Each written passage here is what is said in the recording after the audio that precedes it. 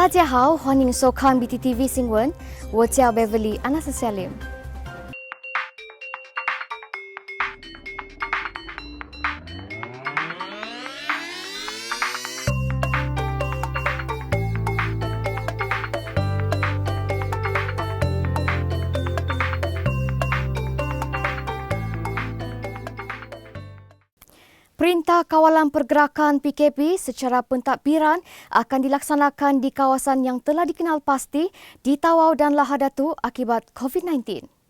Kerajaan Sabah akan melaksanakan Perintah Kawalan Pergerakan PKP secara pentadbiran di kawasan yang dikenal pasti di Tawau dan Lahadatu tidak lama lagi bagi mengawal penularan jangkitan COVID-19.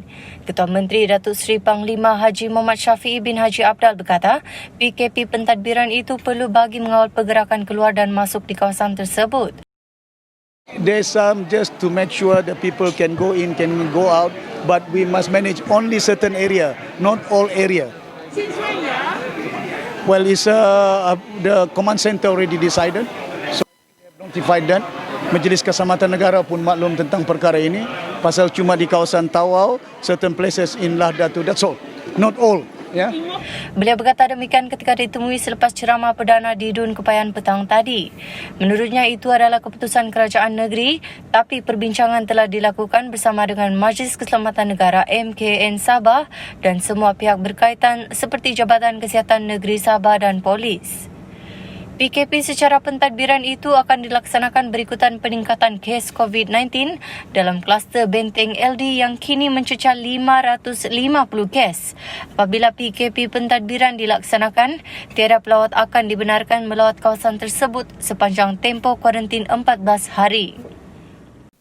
Ketua Menteri memberi jaminan hak penduduk Sabah untuk mengundi pada pilihan raya negeri 26 September ini tidak terganggu meskipun berlaku peningkatan kes COVID-19 di pantai timur Sabah. Ketua Menteri Datuk Seri Panglima Haji Muhammad Syafiee bin Haji Abdal memberi jaminan bahawa hak pengundi untuk memilih pada pilihan raya negeri PRN Sabah pada 26 September ini tidak terjejas susulan peningkatan kes COVID-19 di pantai timur negeri ini. Sebaliknya, beliau berkata keadaan itu akan dikawal dan bukan penutupan atau lockdown sepenuhnya. Well, not really. Kita ada putuskan supaya kita ada kontrol, tapi kita bukan full lockdown. Kita akan manage mana kawasan-kawasan yang terjangkit dengan COVID, maka kita akan takbir, tidak boleh keluar, tidak boleh masuk, pastikan dia dalam keadaan yang terkawal. Dan ini tidak akan menjejaskan, ya. We are managing. Today is about 8 saja, ya, yang telah kita pantau. Dalam pada itu nampaknya sedikit menurun. Tapi saya harap kita dapat memantau pada setiap ketika keadaan ini. Dan saya yakin kita pun dah maklumkan kalau sekiranya berlaku sesuatu yang boleh memudaratkan hak setiap individu untuk turun mengundi, dia still can vote. Ya, tapi kita boleh asingkan mereka. Datuk Seri Muhammad Syafiee berkata demikian kepada media selepas hadir kempen calon Dun Api-Api Datuk Christina Liew di Dewan Hakah Kota Kinabalu malam tadi. Semalam, Kementerian Kesihatan mengumumkan bahawa satu kluster baharu dinamakan kluster selamat dikesan di Sempurna Sabah selepas seorang wanita yang mendapatkan rawatan kerana kelahiran pramatang disahkan positif COVID-19 pada 14 September lalu. Ketua Pengarah Kesihatan Tan Sri Dr. Nur Hisham Abdullah berkata rakyat Malaysia berusia 32 tahun itu didapati positif ketika saringan kemasukan ke Hospital Tawau. Hasil saringan kontak rapat dan pengesanan kes secara aktif yang dijalankan, Nur Hisham berkata pihaknya mengesan satu lagi kes positif membabitkan seorang lelaki berusia 29 tahun yang juga pegawai perubatan merawat kes indeks. Setakat hari ini, seramai 118 individu sudah disaring dalam kluster itu, manakala sehingga semalam 945 kes positif COVID-19 dikesan di Sabah dengan pertambahan 8 kes baharu. Petronas akan diheret ke mahkamah jika cukai jualan produk petroleum tidak dibayar kepada Sabah. Datuk Seri Muhammad Syafiee berkata jika Petronas boleh membayar cukai jualan tersebut kepada Kerajaan Sarawak, mereka juga sepatutnya boleh membayar kepada Sabah secara sama rata. Well, definitely, because if Sarawak state government can be paid, we should also be paid equally. because what has been embedded in the rights of Sarawak is also embedded in the right of Sabah. After all, the oil doesn't come from any other places, it comes from Sabah anyway. So if the same treatment must be given to both states as well. Semalam Kerajaan Sarawak menerima pembayaran penuh cukai jualan negeri SST sebanyak 5% daripada Petronas bagi produk petroleum bagi 2019 yang berjumlah 2.96 bilion ringgit. Mengenai kenyataan Pengerusi Barisan Nasional Sabah Datuk Seri Bung Mokhtaradin bahawa mustahil untuk Sabah dan Sarawak mendapatkan royalti 20%, Datuk Seri Muhammad Syafiee berkata, jika Semenanjung Malaysia boleh mendapatnya, mengapa pula negeri pengeluar minyak seperti Sabah dan Sarawak tidak boleh? Terus itu minyak kita. Macam mana orang Sabah cakap macam itu untuk orang Sabah ini? Ketika berucap di Majlis Bersama Rakyat N20 api-api semalam, Datuk Seri Muhammad Syafiee mempersoalkan mengapa hanya 1,500 orang sahaja pekebun kecil Sabah yang mendapat manfaat daripada tanah seluas 200,000 ekar yang diberikan kepada Felda. Tanah itu sepatutnya untuk diusahakan pekebun-pekebun kecil sawit bagi membolehkan mereka keluar dari garis kemiskinan. Kita punya tanah. Kita bagi tanah sama Felda hampir 200,000 ekar. Almost 200,000. 100,000 plus acre of land given to Felda. What have they done? They enrich Felda. It is meant to support the smallholders so that you can eradicate poverty in Sabah. Daripada beratus ribu ekar kerajaan negeri Sabah bagi dengan Felda, cuma ada 1,500 saja orang smallholders. Kerja di Tawau, kerja di Umas-Umas, kerja di Ladatu. 70% daripada tanah itu siapa yang manage? Bukan Sabahan, yang manage FGV, Federal Felda Global Venture. Siapa yang untung? Yang kaya Felda. Orang Sabah masih miskin. Sudahlah minyak kita diambilnya, tanah kita pun diambilnya. Sehubungan itu, beliau mengajak rakyat Sabah untuk bangun dan sedar bahawa Sabah sepatutnya mendapat manfaat sepenuhnya daripada setiap hasil yang dikutip daripada negeri ini. Katanya, jangan kerana hanya diberikan wang ketika berkempen, rakyat Sabah sanggup menggadaikan masa depan generasi akan datang. Tegasnya, jangan biarkan Sabah sebuah negeri yang kaya kekal miskin hingga sekarang. Dalam ucapannya juga, Datuk Seri Muhammad Syafiee mengingatkan rakyat Sabah mengenai kepentingan mengundi calon warisan PLAS dalam pilihan raya negeri 26 September ini. Dalam ucapannya di Majlis Bersama Rakyat N20 api-api di Dewan Hakka malam tadi, Datuk Seri Muhammad Syafiee mengingatkan rakyat Sabah bahawa bekas Ketua Menteri Tan Sri Musa Aman akan mengawal Datuk Haji Muhammad Noor sekiranya calon Perikatan Nasional di Dun Selamat itu menjadi Ketua Menteri. Kalau tidak undi Kristina, saya tidak Ketua Menteri. Kalau tidak undi Kristina, kamu undi LDT, yang Ketua Menteri si Bung Mokhtar. Kamu tidak undi si Kristina, yang Ketua Menteri si Ajiji. Si Ajiji kontrol by Musa Aman. Jangan lupa, please vote Kristina. Make sure that she can be. Diminta mengulas lanjut ucapannya dalam sidang media selepas itu, Datuk Seri Muhammad Syafiee berkata, orang Sabah harus bangun dan bangkit untuk mempertahankan hak mereka dalam PRN kali ini. Well, he might deny that, but everybody knows. Masa dia masuk dalam Bersatu pun, ya, saya ingat dalam keadaan masa nak ambil kuasa pun, mereka bersama-sama, ya. Masa nak masuk dengan Bersatu, I advise them, ya, dia dengan Masidi, but saya tahu apa yang mereka cakap dengan saya, so I don't want to reveal that. It's okay. Leave it, something is really close to me with them, yang saya nyatakan. But still, that is sort of apa ni yang kita katakan, enough behind the shadow. We must wake up. Orang Sabah kena bangun, kena bangkit.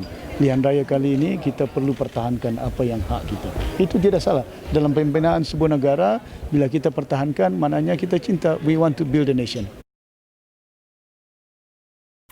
Ketika berucap di Majlis Bersama Rakyat di Lido Square semalam, Datuk Seri Muhammad Syafiee mengingatkan rakyat Sabah agar membuka mata bagi menilai pemimpin yang mudah berubah pendirian kerana politik wang. Katanya pemimpin seperti Jeffrey Kitingan yang cepat berubah pendirian harus ditolak kerana sanggup mengkhianati mandat yang diberikan rakyat. This is the values in life. Foucault said, we are Sabahan. Enough is enough. Kita kena berdiri teguh, kita kena berpadu, pastikan undi kita jangan bagi dengan PN, UMNO, LDP, SAPP, STAR. You imagine of all people STAR. Dia tumbangkan abang dia si Fairin di Tambunan. Lepas itu, patut kita juga jadi kerajaan. 29 campur 2, Jeffrey 31, bukan Musaman. Pasal Jeffrey juga pembangkang, saya juga pembangkang. Masakan Musaman cukup? Dia tidak cukup. Tapi dipilihnya si Jeffrey. Betul tak? Kita tahu, kita nampak. Kita cakap betul. Tapi datang dia tidak betul. Hidup dia. Datuk Seri Muhammad Syafiee berkata kerjasama yang baik bersama APCO, DAP, PKR akan diteruskan. Katanya kesanggupan DAP mengorbankan lambang roket demi menyokong warisan cukup jelas memperlihatkan kesepaduan yang wujud antara warisan PLAS. Ketika di Putatan, Datuk Seri Muhammad Syafiee menafikan ekonomi Sabah merundum ketika di bawah pemerintahannya termasuk dalam menghadapi wabak COVID-19. Sebaliknya, beliau berkata keadaan ekonomi yang merudum turut dirasai di seluruh dunia akibat wabak COVID-19. Jelasnya lagi, tahun lalu beliau mampu membayar hutang bon sebanyak 1 bilion ringgit yang dibuat bekas Ketua Menteri Tan Sri Musa Aman. Datuk Musa pinjam bon. Dia pinjam bon. Berapa? 1 bilion bon. 1 bilion kena bayar. 1 tahun kena bayar. Bagaimana kalau ekonomi kita rosak? Di kira-kira tahun lalu saya mampu bayar si Musa yang berhutang pemerintahnya 1 bilion. Saya mampu bayar tahun 2019. Dia tidak bayar. Hapus dia bayar. Lepas dia jatuh ekonomi rosak. Kalau ekonomi tidak baik, macam mana boleh bayar hutang 1 bilion? Di mana muncul duit? Beliau turut membidas kenyataan Perdana Menteri Tan Sri Muhyiddin Yassin bahawa kerajaan negeri tidak boleh menguruskan masalah COVID-19. Jelasnya lagi, pelbagai pihak di negeri ini mendapat manfaat menerusi perbelanjaan yang dikeluarkan untuk berhadapan dengan wabak COVID-19. Sehubungan itu, beliau mengingatkan kerajaan pusat supaya bertanggungjawab dalam menyalurkan peruntukan pembinaan infrastruktur di Sabah kerana ia termaktub dalam hak perlembagaan Malaysia. Turut hadir di majlis itu, calon dari warisan bagi kerusi Dun Tanjung Keramat, Rosli Wasli, calon Dun Petagas, Awang Ahmad Shah dan calon Dun Tanjung Aru, Datuk Jun Suong. Perdana Menteri seharusnya tidak menggunakan isu bantuan untuk meraih undi pada PRN Sabah ini. Pengerusi Lembaga Penasihat Parti Keadilan Rakyat PKR, Datuk Seri Dr. Wan Aziza Wan Ismail berkata, beliau seharusnya menjadi Perdana Menteri untuk semua negeri dan semua rakyat Malaysia tanpa mengira diperintah parti kerajaan atau pembangkang. Dahulu sentiasa mengutamakan kebajikan yang sama. Di bawah portfolio saya telah memberikan geran 10 juta untuk penubuhan 65 buah taska di tempat kerja. Tentunya di Jabatan Penjara Sabah, MRSM Tun Muhammad Fuad, Stephen Sandakan, Universiti Malaysia Sabah Cawangan Sandakan, Pusat Timbalan Setiausaha Kerajaan Negeri Sabah Pentadbiran, Jabatan Hal Ehwal Wanita Sabah, Jabatan Cetak Kerajaan Sabah. Pada tahun 2019, Kerajaan Persekutuan PH telah membantu seramai 496,518 orang menerima bantuan di seluruh negara melalui peruntukan sebanyak 1.765 bilion di bawah bantuan sosial ekonomi JKM. Daripada jumlah tersebut, 165 juta ringgit telah diperuntukkan kepada Jabatan Perkhidmatan Kebajikan Am Sabah APKA Sabah yang memberi manfaat kepada 40,743 orang penerima bantuan. Wan Azizah turut mencadangkan kepada syarikat penerbangan untuk memberi diskaun khas kepada rakyat Sabah di Semenanjung yang mahu pulang mengundi agar lebih ramai rakyat Sabah dapat menunaikan hak demokrasi mereka. Saya juga mengambil cakna masalah yang dihadapi oleh rakyat Sabah yang berada di Semenanjung ingin pulang untuk mengundi. Jadi saya ingin mencadangkan kepada syarikat penerbangan untuk memberi diskaun khas kepada mereka ini kerana semangat patriotisme dan cintakan tanah air yang wajar ditunjukkan oleh syarikat penerbangan tanah air. Saya faham bahawa memang sekarang ini masalah COVID, masalah ekonomi, tapi untuk mereka nak balik undi tu, berilah mereka kesempatan untuk balik undi di Sabah untuk melakukan tanggungjawab mereka sebagai pengundi Sabah. Dalam pada itu, beliau berkata banyak polisi berteraskan kebajikan telah dilaksanakan kerajaan warisan dan PH selama 22 bulan memerintah negeri ini. Saya turut terkesan dengan masalah pembangunan di Sabah ini. Saya ingin menasihati kerajaan hari ini supaya terus meneruskan usaha murni kerajaan PH dalam merencana pembangunan di Sabah dan Sarawak. Jangan menghina rakyat Sabah yang kreatif mencari internet kerana kelemahan kerajaan persekutuan menyediakan infrastruktur yang selengkapnya. Lim Kit Siang terkejut dan kecewa dengan tindakan Bung Mokhtar Radin yang mempersoalkan slogan In God We Trust, Unite We Must. Pemimpin veteran DAP Lim Kit Siang meluahkan rasa terkejut dan kecewa dengan tindakan pengerusi Perhubungan UMNO Sabah Bung Mokhtar Radin yang mempertikaikan slogan Parti Warisan Sabah pada Tuhan kita yakin berpadu kita mesti. Menurut Kit Siang, slogan atau ungkapan yang digunakan warisan itu adalah prinsip rukun negara yang sepatutnya dihayati kerajaan bagi menghentikan diskriminasi terhadap negeri Sabah yang merupakan negeri yang kaya tetapi mempunyai kadar kemiskinan yang tertinggi di negara ini. Mengulas lanjut, beliau berkata, tindakan Bung Mokhtar itu secara terang-terangan menentang prinsip rukun negara dengan mempersoalkan slogan berkenaan. Kit Siang mempersoalkan adakah tindakan Bung Mokhtar dalam mempertikaikan rukun negara disokong oleh Presiden UMNO Ahmad Zahid Hamidi dan semua menteri dan timbalan menteri UMNO serta Barisan Nasional.